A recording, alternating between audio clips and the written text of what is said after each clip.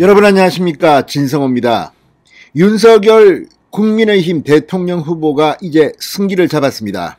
오늘 발표된 여론조사들, 지금 윤석열 후보가 압도적으로 이긴 것도 있고 박빙이지만 이긴 것도 있습니다. 하나는 동률이었습니다. 자, 이런 것들을 보면 물론 여기에 1위 1비에서는 안 됩니다만 윤석열 후보는 이준석을 품은 뒤 상당히 빠른 속도로 전세를 반전시키고 있습니다. 자, 등소평의 검은 고양이, 흰 고양이가 있습니다. 흰 고양이든 검은 고양이든 쥐만 잡으면 된다. 지금 윤석열 선대 본부에서 가장 중요한 것은 실력이 있고 유능함이 최고입니다.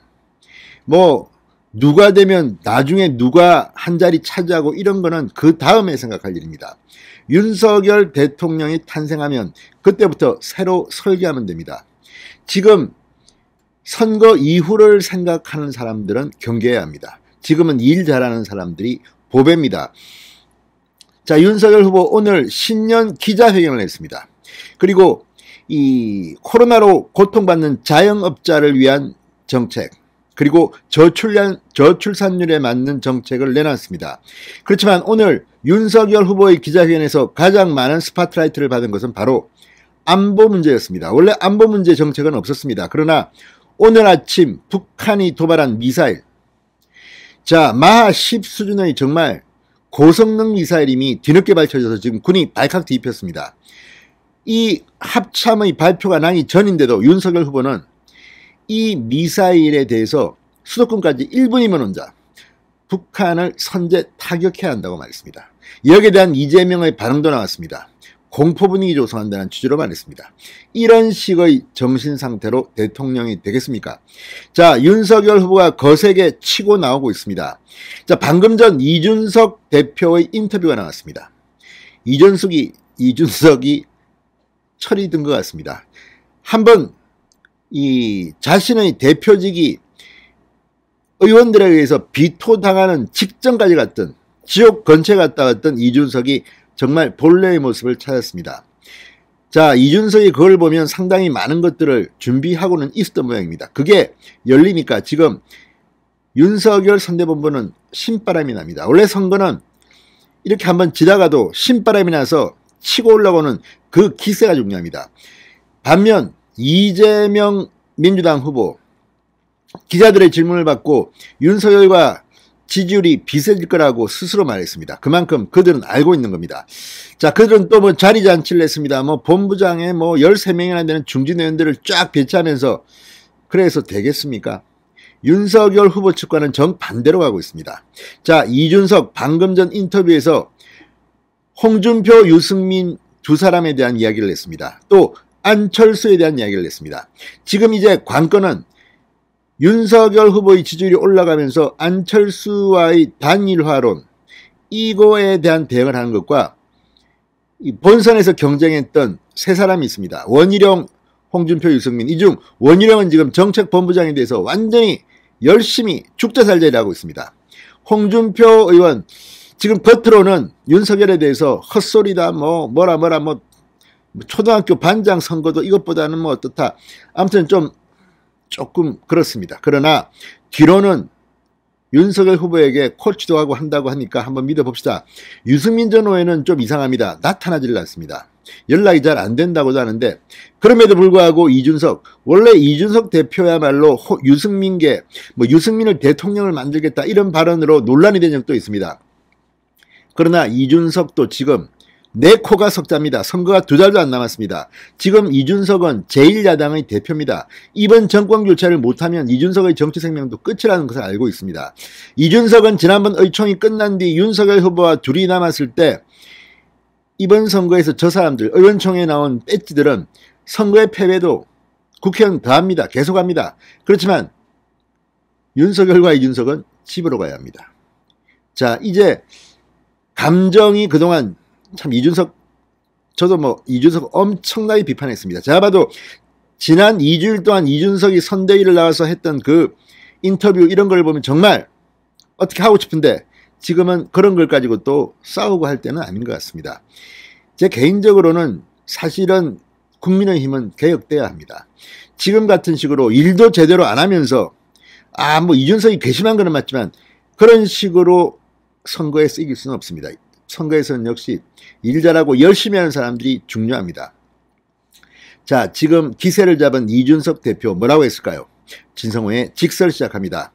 방송에 앞서 아직 진성호 방송의 구독자가 아니신 분은 붉은색 구독 버튼 눌러주십시오. 더 좋은 방송으로 보답하겠습니다.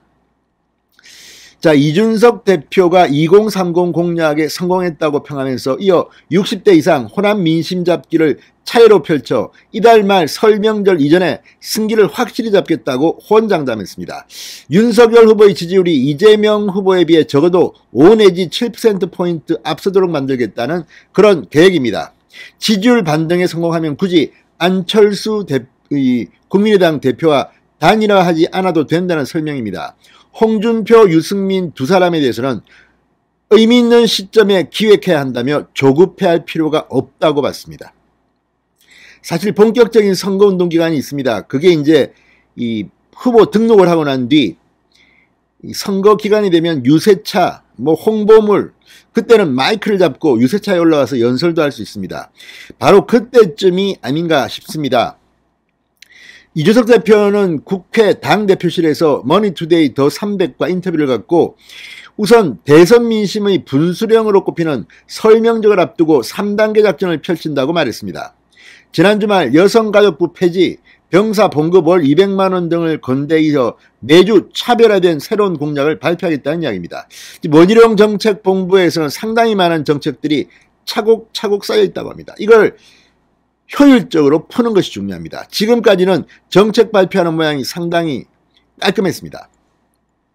자, 이준석 대표는 후보가 변화한 첫 주는 2030 지지세를 회복하기 위한 움직임이었고 이번 주말부터는 60대 이상을 세게 공격할 거다. 그 다음 주는 서진정책, 호남을 향한 공장을 이어갈 것이라고 했습니다. 굉장히 강력한 메시지와 일정이 나올 계획이고 거기서 승부가 결정된다고 예상한다고 밝혔습니다. 자, 지금 진짜 중요한 것은 정권교체입니다. 이재명이 대통령이 된다고 하면 생각해 보십시오. 문재인 정부보다 더할지도 모릅니다. 자, 어쨌든 이런 것들을 보면 지금 착착 분위기는 쌓여가고 있습니다. 이준석 대표는 설 명절까지 여론조사에서 ARS 기준으로 5 내지 7%포인트 차이, 이재명 후보를 앞서고 전화 면접조사 기준으로는 대등한 수준까지 만드는 게 목표다. 그 정도 만들어 놓으면 안철수 후보의 지지율은 빠질 것이고 그렇게 되면 명절 이후부터 우리 윤 후보 중심으로 판세가 돌아갈 것이라고 말했습니다.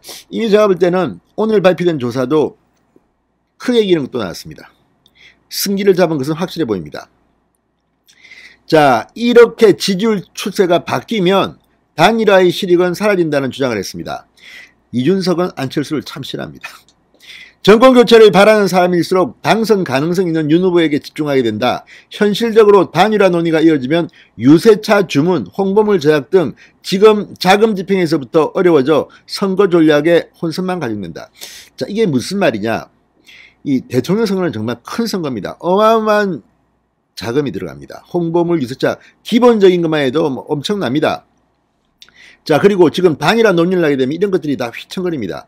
또 하나 문제는 안철수 후보가 인간적으로 또는 이 정치적으로 그동안 많이 변했을 수도 있습니다. 그러나 기본적으로 안철수 후보가 누굽니까? 박원순 서울시장을 탄생시킨 사람입니다. 또 문재인 대통령과 단일화를 해준 사람입니다. 그 선거 기억하십니까? 그리고 민주당의 대표를 지냈습니다. 자유우파 진영이라고 보기는 힘듭니다. 지금은 이 민주당과 문재인 쪽과 싸우고 나와가지고 지금은 무슨 반문을 하는 것은 맞습니다. 그러나 그렇다고 하더라도 자유우파 진영이라고 보기는 힘듭니다. 그래서인지 지금 여론조사를 보면 민주당 지지자들이 대거 이 윤석열이냐 안철수냐를 물으면 안철수로 몰려가는 걸 볼 수 있습니다. 국민의힘 지지자들은 70%가 넘는 사람이 윤석열을 꼽습니다. 이왕이면 윤석열이 돼야 되는 거 아닙니까? 그리고 안철수는 지금 국회의원 3명의 정당 후보입니다. 물론 지금 이재명, 윤석열, 이재명 치열한 싸움 속에서 상당히 많은 논란이 있지만 이제 자리를 잡아갑니다. 이제 이 김종인과 이준석 때문에 화난 전통 보수 지지자들도 이제 조금 그렇다고 해서 정권 교체하지는 않을 수는 없는 거 아닙니까?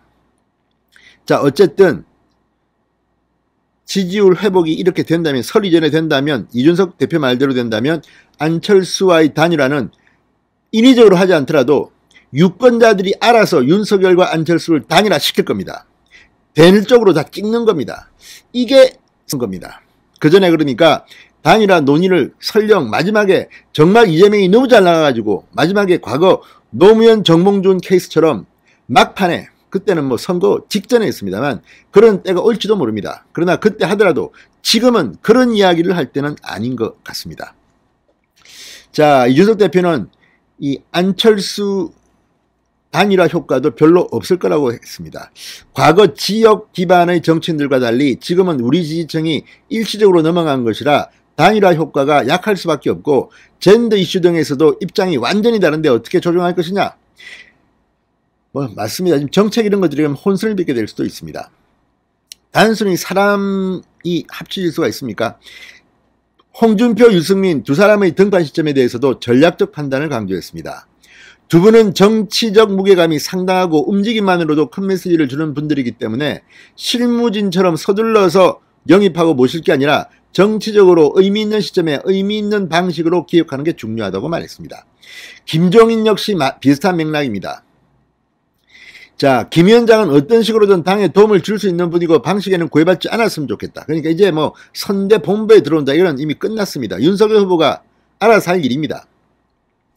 자, 어쨌든 이런 발언들을 보면 착착 뭐가 움직이고 있다는 것을 생각할 수 있습니다. 이제 판도는 급격하게 변할 것입니다. 두고 보십시오.